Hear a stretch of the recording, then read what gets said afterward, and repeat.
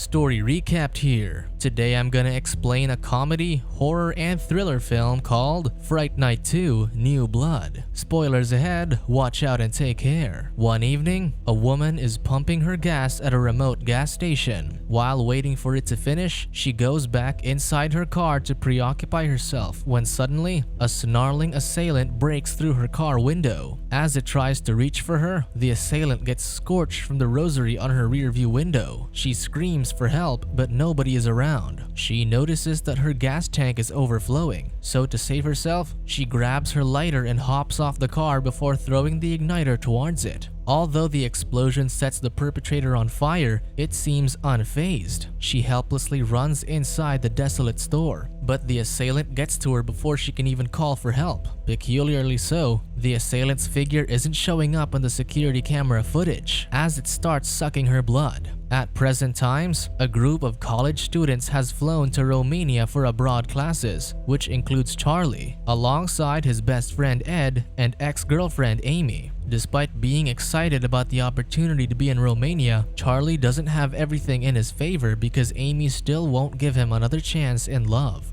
She doesn't give in even when he tries to hand her a box of chocolates, but understandably so, because he cheated on her. Instead of bothering Amy further, Charley just goes to his designated room with Ed. While there, he catches a glimpse of the apartment across the road, where he catches sight of Gerri getting intimate with a woman. Though Charley peeps with excitement, it soon turns into terror when Gerri bites into the woman's neck, making her drip blood. He calls for Ed to check it out, but when he does, Gerri and the woman are already gone. Speechless, Charley doesn't even get a chance to explain himself, so Ed just shows him something else. It turns out a famous monster hunter, Peter Vincent, is also in Romania to film a new episode of Fright Night, where he's exploring the Ponari castle, seemingly looking for vampires. In class, Charley is preoccupied looking at Amy, who seems uncomfortable with his staring. But his attention is immediately divided when their new professor comes in, which turns out to be Gerri. While everyone marvels at her flashy entrance, Charley is filled with a mix of worry and fear. During a night's tour, their guide mentions that the story of Dracula was also based on a woman, not just Vlad the Impaler from history. Ed speaks up, pointing out that it was Elizabeth Bathory, also known as Countess Dracula, an important historical figure who apparently drank blood to replenish her youth. Amid the tour, Charley excuses himself to find a bathroom. He wanders around the place until he comes across Gerri. Once more, he sees her pleasuring someone before she looks directly at Charley to taunt him, showing him her vampire eyes. But when he looks away, they're gone in an instant. Bewildered, Charley tries looking for them, but instead, Ed comes up from behind, telling him that the tour is over. The next night, they attend Gerri's night classes, where he sees the professor sniff Amy. This makes Charley stand up defensively. However, the students seem to be stopped in time, not even flinching or looking in their direction. Suddenly, Gerri slits Amy's throat, making him jump in horror as her blood splatters to his face, only to realize he was having a nightmare.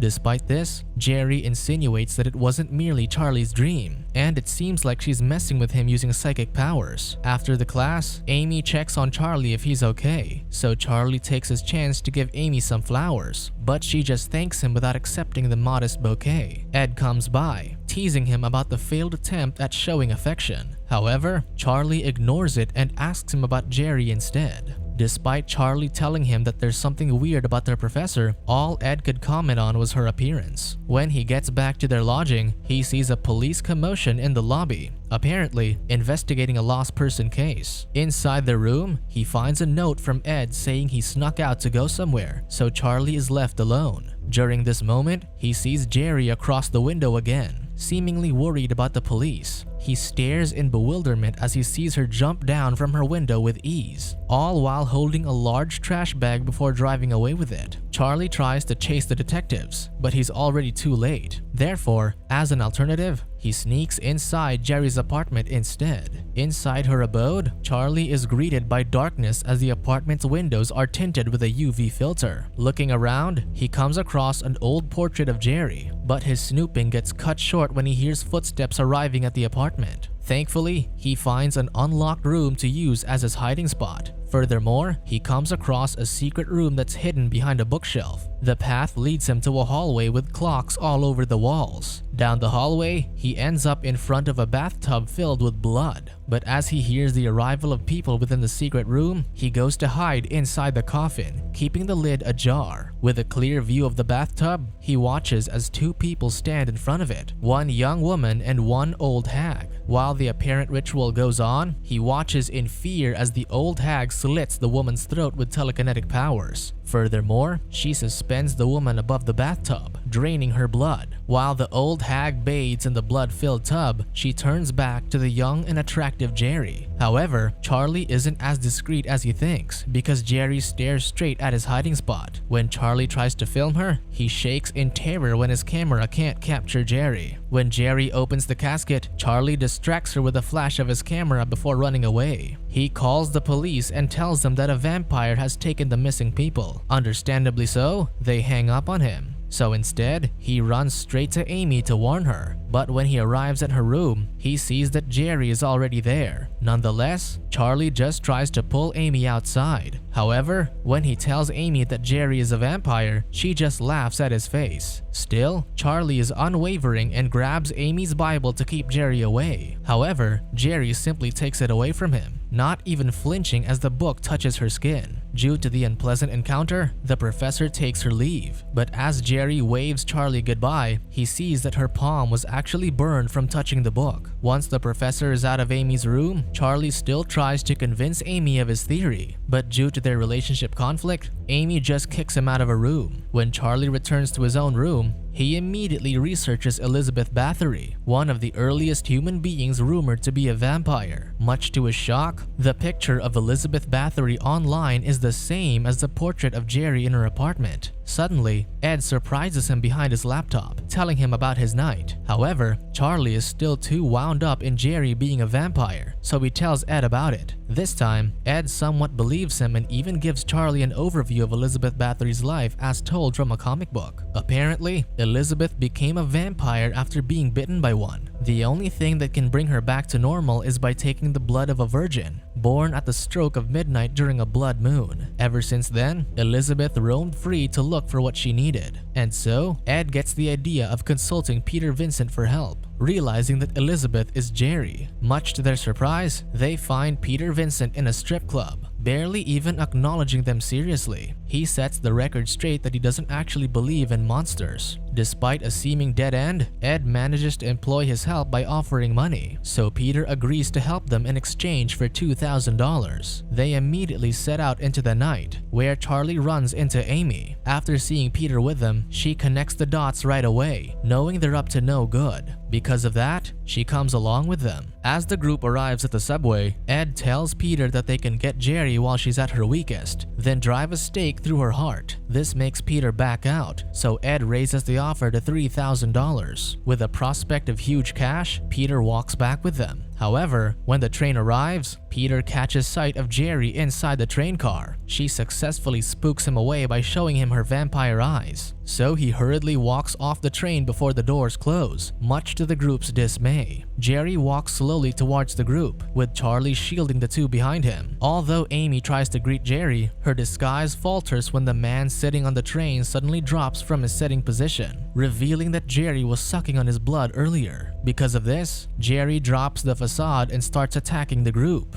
Ed immediately tries to stop her with a picture of a rosary, but it obviously doesn't work. Panicking, Charley grabs Amy's cross necklace then stabs it into Gerri's eye. As they try to escape, Ed sacrifices himself so the other two can run away. Despite wanting to save Ed, who's being bitten by Gerri, Amy pulls Charley outside. But Gerri doesn't kill Ed and turns him into a vampire instead. While Amy and Charley try to outrun Gerri, they go through a manhole that leads to the underground tunnels. However, Gerri locates them easily with her radar powers and starts chasing them immediately. With all the running, they soon encounter an overhead exit and start stacking boxes to escape. But Gerri is hot on their trail and slashes Amy's leg just as Charley is pulling her up. The two resurface inside a chapel, immediately burning Gerri, disappearing to save herself. However, she finds a new motive to chase the two after tasting the blood left on her nails, realizing that Amy is the virgin she's looking for. The couple runs outside and hails a taxi to take them to the airport. Unfortunately, Gerri appears in front of them. As the cab driver fails to pay attention to the road, they crash against Gerri, which ends up overturning the vehicle. With no time left to waste, Gerri takes Amy with her and invites Charley to meet them back at her house. Meanwhile, Peter, who bailed on the group, is back at the strip club and gets ambushed by the turned Ed. He starts throwing Peter around the bathroom, angrily getting back at him for abandoning their group and being a phony monster hunter. However, Ed gets affected by Peter's cross tattoo, so the man is able to scorch Ed's face against his torso. On the other hand, Gerri takes Amy into her bathing pool of blood, enchanting her to fall under her spell. Concurrently, Charley remains relentless and goes back to Peter for help. Now that he's taking the vampire threat seriously, he takes a picture of Charley before letting him in, making sure he isn't a vampire. Worried about Gerri, Peter is now equipped with a Steakofix, the weapon rumored to have killed Vlad the Impaler, as in Dracula. Except it's not to fight against Gerri, but to protect himself while he leaves the country. Unable to convince Peter for assistance, Charley leaves, but not before accepting some parting advice. Peter tells him that if Gerri is killed before the next morning, anyone she's bitten that night will turn back to human. He also tells Charley that he'll find Gerri in the bathhouse of the Choktiche castle. Now, with Amy under Gerri's charm, she's unable to protest with anything Gerri does to her. She slowly leads Amy into the pool of blood, preparing her for the ritual. She also tells Amy that she needs to kill her beloved, Charley, for the ritual to work. Soon enough, Gerri bites into Amy's neck and turns her into a vampire. When Charley arrives at the castle, he makes sure to check all his equipment. The 2 stakes under the sleeve, garlic, and holy water. Inside, Ed lures him to an ambush by pretending to be Amy. As the 2 get into a scuffle, Charley knows he has no choice but to defeat Ed because he's no longer himself. After a few moments of throwing him around, Ed tackles Charley to the ground. When he finds an opening, Charley pours holy water inside his friend's mouth, making his stomach combust. Charley immediately starts apologizing to Ed, but he's already dying. Suddenly, Gerri appears behind Charley and grabs him. When they arrive at the bathhouse, she throws him in the pool and leaves Charley with Amy. But of course, Amy is no longer herself either, simply focusing on the need to kill Charley as per Gerri's command. Despite Charley trying to keep Amy at bay with a stake, she simply throws it away from him. She starts tempting Charley with a kiss, but throws him off the bath before rushing to bite his neck. She pushes him back into the pool, trying to drown him, but Charley breaks through the surface. Now a vampire himself, Gerri arrives, commanding Amy to kill him. But Charley rises from the bath with a plan. He takes his discarded stake before driving it into his own body. The action incapacitates Amy momentarily, as they seem to be connected, but Charley didn't stake himself through the heart, so their wounds heal quickly. While Gerri is distracted by Amy, Charley tries to take his chance by attacking her, but even with his newfound abilities, Gerri still overpowers him greatly. When Gerri urges Amy to kill Charley with a stake, a spear impales Gerri on her chest. It turns out Peter has returned to provide Charley with backup. Just in the nick of time, the clocks all chime to signal the break of dawn. However, Charley and Amy still aren't turning back to normal. It turns out Peter's attack did nothing against Gerri because he missed her heart. Due to this, Gerri turns into her vampire form before attacking Peter. On the other hand, Amy goes back to cornering Charley into the pool and is about to bite him again. With one final Hail Mary, Charley uses a sonic scream to shatter the windows within the bathhouse. As the sun bursts into the room, Gerri starts scorching to death. Meanwhile, he pushes Amy under the bloodbath to protect themselves against the sunlight. When the 2 resurface, they're back to their normal selves. Outside, they split ways with Peter, but not before thanking him for coming back. Afterward, Charley gives Amy a cross necklace, and the 2 kiss passionately, both glad to be alive. Subscribe to watch more videos like this.